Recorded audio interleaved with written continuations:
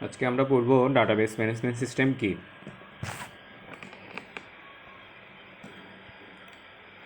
সর্বপ্রথম 1960 সালে বিখ্যাত কম্পিউটার বিজ্ঞানী চার্লস ব্যাচম্যান ডাটাবেস ম্যানেজমেন্ট সিস্টেম সংক্ষেপে ডিবিএমএস তৈরি করেন।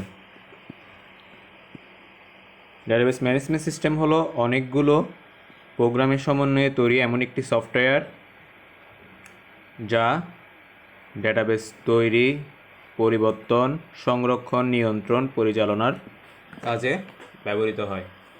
আমরা গত ক্লাসে ডাটাবেস কি সেটা সম্পর্কে জেনেছি, যেখানে অনেকগুলো তথ্য বা ইনফরমেশান ডেটা আকারে সংরক্ষণ করা হবে কম্পিউটার বা সার্ভারের মধ্যে। তাহলে অনেকগুলো তথ্যর সমষ্টিকে আমরা বা ডেটার সমষ্টিকে আমরা সহজ ভাষায় বলতে পারি ডাটাবেস। আর ডাটাবেসের মধ্যে তথ্যগুলো, ইনফরমেশানগুলো, ডেটাগুলো আমরা কিভাবে রাখবো? টেবিল আকারে। এই কিছু বেসিক কথাবার্তা আমরা গত ক্লাসে বলেছিলাম। আজকে আমরা পড়তেছি ডাটাবেস ম্যানেজমেন্ট সিস্টেম কী জিনিস। তাহলে ডাটাবেস ম্যানেজমেন্ট সিস্টেম হচ্ছে একটা সফটওয়্যার,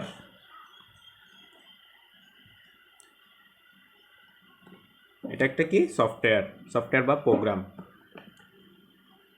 যা কি করে? মূলত ডাটাবেস তৈরি করে। আমি কি করতে পারবো? এই সফটওয়্যারটা দিয়ে ডাটাবেস তৈরি করতে পারবো। ডাটাবেস ম্যানেজমেন্ট সিস্টেম হচ্ছে একটা সফটওয়্যার যেটা দিয়ে আমি ডাটাবেস তৈরি করতে পারবো। তো ডাটাবেস তো তৈরি করে ফেললাম, মানে এখানের মধ্যে অনেকগুলো তথ্য এখন আমি জমা রাখলাম। আমি যদি চাই তথ্যগুলো পরিবর্তনও করতে পারবো। ঠিক আছে? যেমন ধরো আমি একটা এই 20 জন মানুষের ন্যাশনাল আইডি কার্ডের নাম্বার, ওর পিতার নাম, মাতার নাম, এই ধরনের কিছু ইনফরমেশান সংরক্ষণ করার জন্য একটা ডাটাবেস তৈরি করলাম। এখন ভুলে আমি একজনের পিতার নামের জায়গায় আরেকজনের মাতার নামের জায়গায় পিতার নাম লিখে ফেলছি, তাহলে এটা পরিবর্তন করা বা সংশোধন করার প্রয়োজন না। ওই পরিবর্তনটাও আমি এই ডাটাবেস ম্যানেজমেন্ট সিস্টেম সফটওয়্যারটা দিয়ে করতে পারবো। তারপর সংরক্ষণ তো আমি বলছি, এমনি ডাটাবেস তৈরি করতে আমার তথ্য সংরক্ষণ করতে হবে। সংরক্ষণ করতে পারবো, নিয়ন্ত্রণ করতে পারবো, পরিচালনা করতে পারবো। নিয়ন্ত্রণ মানে আমরা সামনে নিয়ন্ত্রণ সম্পর্কে আরও জানবো। পরিচালনা কীভাবে করা হয়, একটা ডাটাবেস ম্যানেজমেন্ট সিস্টেম দিয়ে একটা ডাটাবেস কীভাবে নিয়ন্ত্রণ করা হয়, পরিচালনা করা হয়, এগুলো সামনে জানবো। নিয়ন্ত্রণ হচ্ছে কে ডাটাবেসটা ব্যবহার করবে, কখন আমি আপডেট করব, কখন ডিলিট করব, ডিলিট মানে কোন তথ্যটা ডিলিট করে দিতে চাচ্ছে, এই ধরনের কাজগুলো আমি করতে পারবো। পরিচালনা মানে সবগুলো কাজকে আমি যখন ডাটাবেসের মধ্যে ইমপ্লিমেন্ট করতে পারবো, তখন আমি বলতে পারবো যে আমি ডাটাবেসটাকে ঠিকভাবে পরিচালনা করতে পারছি। তাহলে সহজ কথায় যদি বলি, ডাটাবেস ম্যানেজমেন্ট সিস্টেম হচ্ছে এমন একটা সফটওয়্যার বা প্রোগ্রামের সমষ্টি যেটা দিয়ে আমি ডাটাবেস তৈরি করতে পারি, পরিবর্তন করতে পারি, সংরক্ষণ করতে পারি, নিয়ন্ত্রণ করতে পারি এবং পরিচালনা করতে পারি।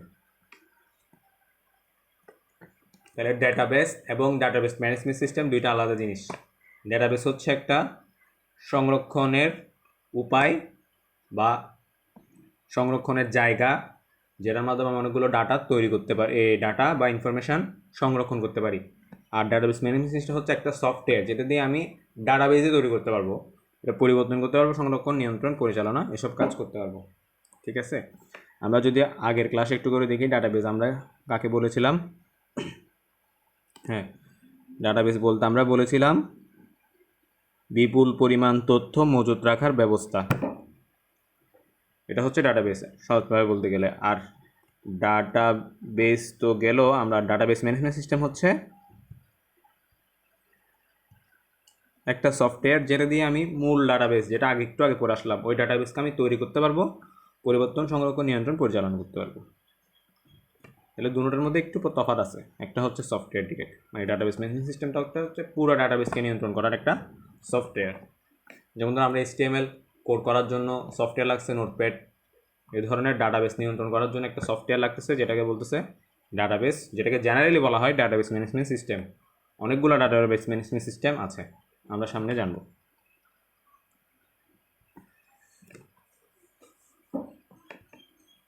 তাহলে ডাটাবেস ম্যানেজমেন্ট সিস্টেমের প্রাথমিক কাজ, তাহলে ডাটাবেস ম্যানেজমেন্ট সিস্টেম সফটওয়্যারের যে কথাটা আমরা বলতেছিলাম, এই সফটওয়্যারটা দিয়ে কি করা যায়, এই সফটওয়্যারের কাজটা কি? এই সফটওয়্যার কাজ হচ্ছে প্রয়োজন অনুযায়ী ডাটাবেস তৈরি করা, মানে আমি ডাটাবেস তৈরি করতে পারবো, তথ্য মানে জমা রাখতে পারবো, আধুনিকীকরণ বা মুছে দেওয়া, আপডেট করা, যেটা বললাম কোনো একটা ভুল হয়ে গেছে, এটা পরিবর্তন করা আবার আপডেট করতে হবে, তারপর মুছে ফেলা, কারো ইনফরমেশন ডিলিট করে দেয়া, টেবিল তৈরি করা। টেবিল তো তৈরি করতে হবে, কারণ আমি বলেছিলাম কি ডাটাবেজের মধ্যে আমি ডেটাগুলো রাখবো টেবিল আকারে, সেজন্য আমার টেবিল তৈরি করতে হবে। আমরা সামনে দেখবো আরও সুন্দর করে এগুলা। তারপর ডাটাবেজ ম্যানেজমেন্ট সংক্রান্ত কাজের মধ্যে আছে নতুন ডেটা বা রেকর্ড অন্তর্ভুক্ত করা। আমি 20 জন স্টুডেন্টের তথ্য রাখলাম, আমার এখন আরও 2 জন স্টুডেন্টের নতুন তথ্য রাখতে হচ্ছে, তখন নতুন 2টা ডাটা সংযুক্ত করতে হবে না? আর ডেটা আর রেকর্ড কী জিনিস আমরা গত ক্লাসে খুব ভালোভাবে পড়ছিলাম, খুব ইম্পর্টেন্ট জিনিস। তারপর বানান বা সংখ্যার ভুল ওই সংশোধন করা যেটা। তারপর অপ্রয়োজনীয় ডেটা বা রেকর্ড বাদ দেয়া, মানে অতিরিক্ত ডেটা হয়ে গেলে আমার দরকার নাই এরকম কিছু ইনফরমেশন আগে আমার দরকার ছিল, এখন আরেকগুলোর দরকার নেই, এরকম ডাটা যদি আমার মুছে দেওয়ার দরকার হয় ওইটাও আমি ডাটাবেস ম্যানেজমেন্ট সিস্টেমের মাধ্যমে করতে পারবো।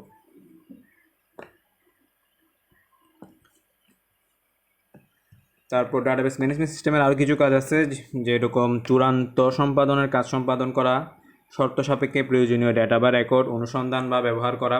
এটা কীরকম? এটা হচ্ছে আমার কাছে 100 জন স্টুডেন্টের তথ্য আছে, নাম, রোল নাম্বার, রেজাল্ট, এইসব তো স্টুডেন্ট সম্পর্কিত তথ্য আছে 100 জনের। আমি চাচ্ছি সবার ইনফরমেশনের 100 জনের মধ্যে একজনের, যার রোল নাম্বার এই সাপোজ 46, ওর রেজাল্ট আমি জানতে চাচ্ছি। তাহলে 46 রোল নাম্বার 100 জনের মধ্যে থেকে 46 রোল নাম্বারধারী স্টুডেন্টের তথ্য আমাকে খুঁজে আনতে হবে। এই অনুসন্ধানের কাজটা আমার ডাটাবেস ম্যানেজমেন্ট সিস্টেম দিয়ে আমি করতে পারবো। তারপর বলেছে কি প্রয়োজনীয় অনুযায়ী পুরো ডাটাবেসকে যে কোনো ফিল্ডের ভিত্তিতে বর্ণানুক্রমিক, সংখ্যানুক্রমিক, পদবি, উপাধি ভিত্তিক বা অন্য কোনোভাবে বিন্যাস করা। মানে আমি যদি চাই রোল নাম্বার, আমি একটা ডাটাবেসের মধ্যে কি রাখতেছি রোল নাম্বার আর স্টুডেন্টের নাম রাখতেছি, আমি যদি চাই রোল নাম্বার 1 থেকে শুরু করে 100 এভাবে সাজাতে পারবো।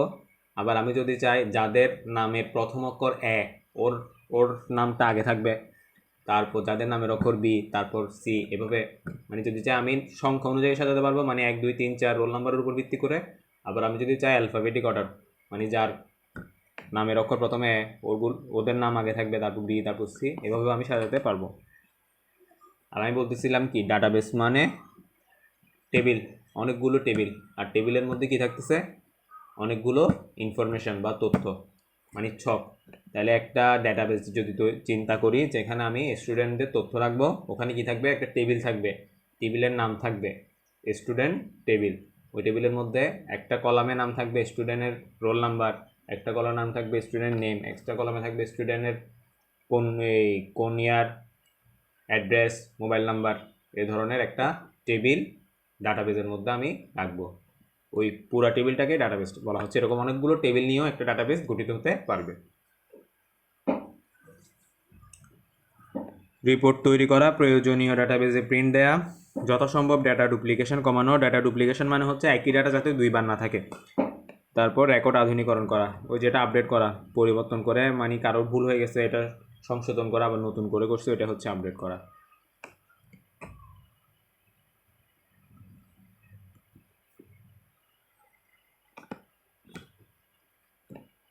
তারপর ডাটাবেজের প্রাথমিক কাজের মধ্যে আর 2টা অংশ আছে, একটা হচ্ছে ইউজার সংক্রান্ত কাজ আর একটা হচ্ছে সিকিউরিটি সংক্রান্ত কাজ। তাহলে ইউজার সংক্রান্ত কাজ কি? ইউজার আমরা কাকে বলি? যে ব্যবহার করে।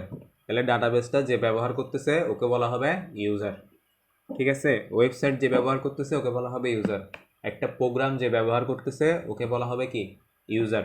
কিন্তু যে বানাচ্ছে ওকে ইউজার বলা হয় না, ওকে বলা হয় ডেভেলপার, ঠিক আছে? তাহলে ইউজার হচ্ছে যে ব্যবহার করছে। তাহলে ডাটাবেসের ব্যবহারকারী তৈরি করা, মানে একটা ডাটাবেস কে কে ব্যবহার করতে পারবে ওরকম পারমিশন দেওয়া যায়।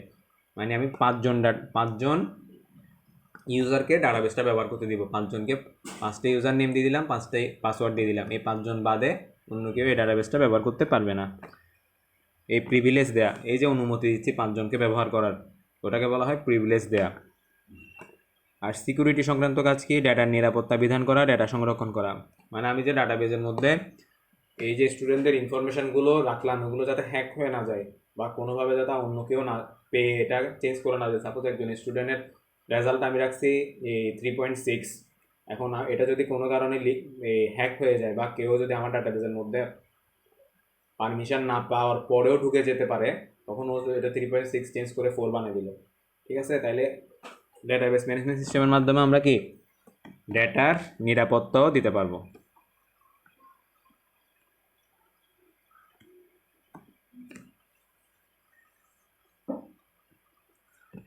তাহলে আমরা যদি সামারাইজ করি, ডাটাবেজের প্রধান কাজ হচ্ছে তিনটা। একটা হচ্ছে ডাটাবেস সৃজন, একটা হচ্ছে ডাটাবেস ইন্টারোগেশন, আর একটা হচ্ছে ডাটাবেস রক্ষণাবেক্ষণ। ডাটাবেস সৃজনের মধ্যে কী করি? সৃজনের মধ্যে আছে প্রধানত দুইটি কাজ। একটা হচ্ছে ডাটার গঠন ও তাদের মধ্যে সম্পর্ক স্থাপন, আর একটা হচ্ছে ডাটাবেজের উপাত্ত কাঠামো। এগুলো আমরা সামনে দেখব। মূল কাজ হচ্ছে ডাটাবেস তৈরি করা। ডাটাবেস তৈরি করা মানে কি? টেবিল তৈরি করতে হবে, কারণ ডাটাবেজের মধ্যে তো সব তথ্য আমি কোথায় রাখবো? টেবিলের মধ্যে। তাহলে আগে টেবিল বানাতে হয়। টেবিল বানাতে আমরা কি টেবিল ভাবে বানাতে পারি? আমরা কিছু কমান্ড লিখে দিই, প্রোগ্রামের মতো HTML এর মতো কিছু কমান্ড লিখে দিই। ডাটাবেজের জন্য আলাদা কিছু কমান্ড আছে। এই লাইনগুলো যখন লিখে দিই, একটা অটোমেটিক্যালি সারণী বা টেবিল বা ছক তৈরি হয়ে যায়। তারপর ইন্টারোগেশন হচ্ছে ওই কারো তথ্য খুঁজে বের করা। ওই একটা উদাহরণ দিয়ে বললাম না, 100 জন স্টুডেন্টের তথ্য আমার ডাটাবেজের মধ্যে আছে, আমি যাচ্ছি রোল নাম্বার 44-এর তথ্য খুঁজে বের করতে, মানে ওর নাম, ওর ঠিকানা, ওর মোবাইল নাম্বার, ওর রেজাল্ট কি ফার্স্ট ইয়ারের, এরকম তথ্য মানে স্পেসিফিক একজন বা কয়েকজন পার্সনের যদি আমি ইনফরমেশান খুঁজে বের করতে চাই, তখন এটাকে বলা হচ্ছে ইন্টারোগেশন বা ডাটাবেস ইন্টারোগেশন। আর ডাটাবেস রক্ষণাবেক্ষণ হচ্ছে ওই সিকিউরিটি সংক্রান্ত নিরাপত্তা, যেরকম কি ডেটার সংরক্ষণ, নিশ্চয়তা প্রদান, অনুমোদন ব্যতীত ডেটার ব্যবহার রোধ করা, ইউজার প্রিভিলেজ মানে ওই অনুমতি প্রক্রিয়াকরণ, মানে প্রিভিলেজ মানে কি? কারো ডাটার মধ্যে আমি চেঞ্জও করতে পারি, দেখতেও পারি। তাহলে আমি চাচ্ছি না আমার যে ডাটাবেসের মধ্যে আমি 100 জনের তথ্য রাখলাম, অন্য কোনো স্টুডেন্ট এটা দেখুক। ওইটাকে বলা হচ্ছে কি? Privilege mode. মানে ওকে আমি শুধুমাত্র ওকে রিড করার প্রিভিলেজ দিই না। রিড করা মানে দেখা, আর রাইট করা মানে হচ্ছে চেঞ্জ করা। এখন আমি স্টুডেন্টদের যদি রিড করার অনুমতি এবং রাইট করার অনুমতি দিই, তাহলে সমস্যা হবে না? রিড করার মানে একজনের রেজাল্ট আরেকজন জেনে যাবে, এটা একটা সমস্যা হতে পারে। আবার রাইট করার মানে হচ্ছে ও চেঞ্জ করে ফেলতে পারবে, ওর রেজাল্ট 3.6 এসছে, ও চেঞ্জ করে 4 করে দিল। তাহলে এই ধরনের সমস্যাগুলো আমার যাতে না হয়, সেটাও আমি কিসের মাধ্যমে নিয়ন্ত্রণ করতে পারবো? ডাটাবেস ম্যানেজমেন্ট সিস্টেমের মাধ্যমে।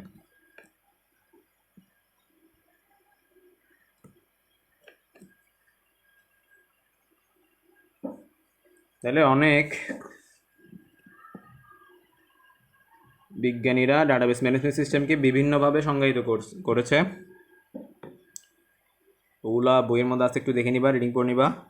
মূলত হচ্ছে ডাটাবেস ম্যানেজমেন্ট সিস্টেম হলো এমন একটি সফটওয়্যার, যেটা একটু আগে বললাম আমি, যা ডাটাবেস তৈরি করতে পারে, পরিবর্তন করতে পারে, সংরক্ষণ করতে পারে, নিয়ন্ত্রণ ও পরিচালনার কাজে ব্যবহৃত হয়। ঠিক আছে? এটা হচ্ছে একদম এমন একটা সফটওয়্যার। ডাটাবেস ম্যানেজমেন্ট সিস্টেম হচ্ছে এমন একটা সফটওয়্যার যেটা দিয়ে আমি ডাটাবেস তৈরি করতে পারবো, পরিবর্তন করতে পারবো, সংরক্ষণ, নিয়ন্ত্রণ, পরিচালনার কাজে ব্যবহার করতে পারবো। তো ডাটাবেস ম্যানেজমেন্ট সিস্টেম যদি কি বা DBMS কি পরীক্ষা আসে, তাহলে এটা লিখতে হবে সুন্দর করে।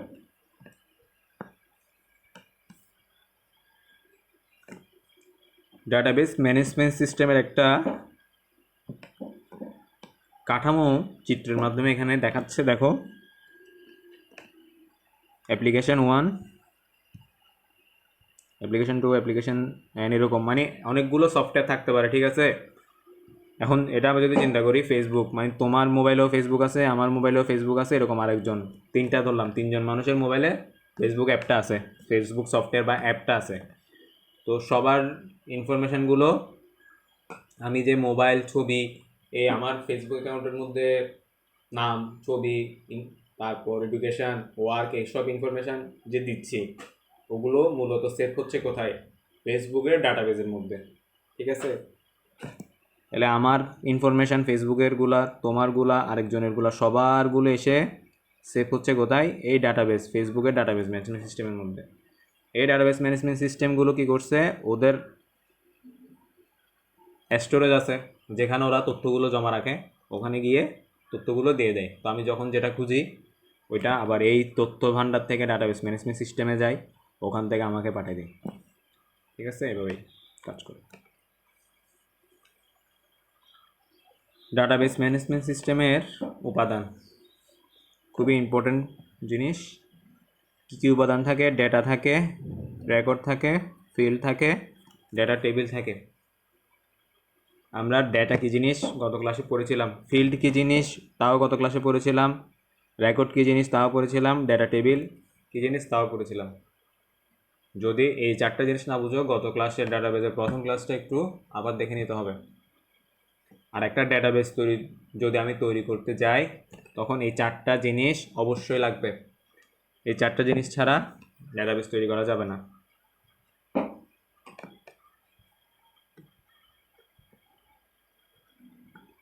তো আমি যদি বলি আর একটু করে, এই যে আমি এখানে একটা সারণীর মতো দেখছি, এই পুরোটা হচ্ছে আমার ডেটা টেবল, পুরোটা একটা টেবিল, ঠিক আছে।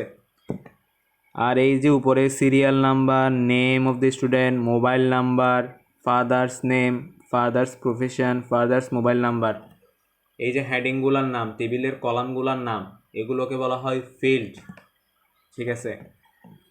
তারপর নেম অফ দ্য স্টুডেন্টের মধ্যে রাকিবুল মুস্তাক, তাইলে নেম অফ দ্য স্টুডেন্ট হচ্ছে একটা ফিল্ড, কারণ এটা কলামের নাম। এই কলামের নামের মধ্যে কি কি রাখছি? রাকিবুল মুস্তাক, তাইলে এই রাকিবুল মুস্তাক হচ্ছে ডাটা, মানে ফিল্ডের জন্য যে মানগুলো আমি দিই ওগুলো হচ্ছে ডাটা।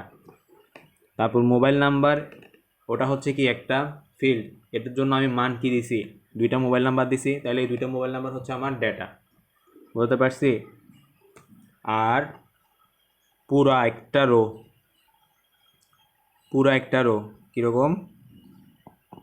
পুরো একটা রো হচ্ছে আমরা কি একটা টেবিলের বাম দিক থেকে ডান দিকে যখন যাই এটাকে রো বলে, আর উপর থেকে নিচ গেলে কি কলাম বলে। তাইলে পুরো একটা রো বাম দিক থেকে ডান দিকে, যেমন টু মুস্তাক, মুস্তাকের মোবাইল নাম্বার, মুস্তাকের বাবার নাম, পুরো একটা এরকম রোকে আমি বলবো কি রেকর্ড। তাহলে আমি প্রথমে বলেছি পুরাটা হচ্ছে আমার টেবিল, আর টেবিলের ডাটা টেবিল, টেবিলের হেডিংটা serial number, name of the student, এগুলো হচ্ছে ফিল্ড। আর ফিল্ডের মধ্যে যে মানগুলো দিই, সাপোজ নেম অফ দ্য স্টুডেন্টের মধ্যে রাকিবুল মুস্তাক, এখানে রাকিবুল মুস্তাক হচ্ছে আমার ডেটা। আর পুরো একটা এই টেবিলের পুরো একটা রোকে আমি বলবো রেকর্ড। এই চারটা জিনিসে আমি একটু আগে যে চারটা জিনিস বললাম, চারটা উপাদান, এই চারটা উপাদান গত ক্লাসেও বলেছি, এখন আবার রিভিউ করে দিলাম। তাহলে আজকের ক্লাসে আমরা কী কী শিখছি? আমরা শিখছি ডাটাবেস ম্যানেজমেন্ট সিস্টেম কি, ডাটাবেস ম্যানেজমেন্ট সিস্টেমের ব্যবহার কি, ডাটাবেস ম্যানেজমেন্ট সিস্টেমের একটা আর্কিটেকচার আমরা দেখছি। তারপর আমরা জানলাম কি ডাটাবেসের চারটা উপাদান, এই চারটা উপাদান আমার এমসিকিউতে আসবে, পরীক্ষায় আসবে, বিভিন্ন জায়গায় আসবে। উদ্দীপকের মধ্যে তো সুন্দর এরকম করে চিত্র দিয়েও বলতে পারে কোনটা রেকর্ড, কোনটা ডেটা, কোনটা ডেটা টেবিল, এ ধরনের আসতে পারে। তো বই থেকেও সুন্দর, বইয়ের মধ্যে আরও ডিটেলস আছে, বই থেকেও পড়তে হবে। আজকে ক্লাসে এতটুকুই, বাসায় পড়তে হবে, না বুঝলে কমেন্ট করে জানাবে, আমি উত্তর দিতে চেষ্টা করবো।